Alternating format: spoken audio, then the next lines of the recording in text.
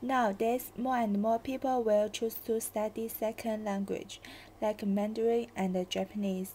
They are very difficult to learn, and why it is so difficult for people.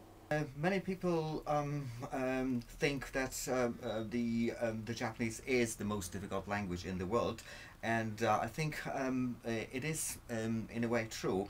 The Japanese language has three writing systems which make it very difficult for you to read, which is not always the case in other languages. The second thing that might be quite difficult and challenging for learners of the Japanese language is a very rich vocabulary. Also, what might be a very challenging thing is that in the Japanese language we often encounter words that belong to that cultural tradition and are very difficult to understand and to visualize in our languages. Again, some students may have different expectations. When they start Chinese, they may think, well, this is an exciting language.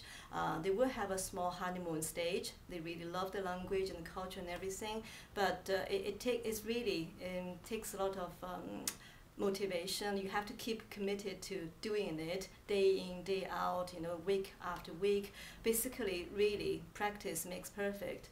I think for most of the students, they feel like the writing system may be a big challenge for them.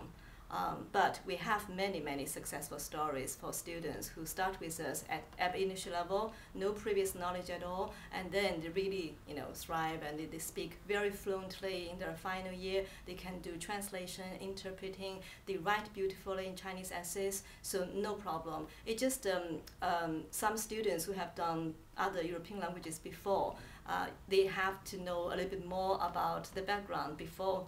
So the characters part is probably the hardest part of Chinese because there's millions of characters and millions of radicals, and you have to practice every day and remember how to write them, and this is probably really hard.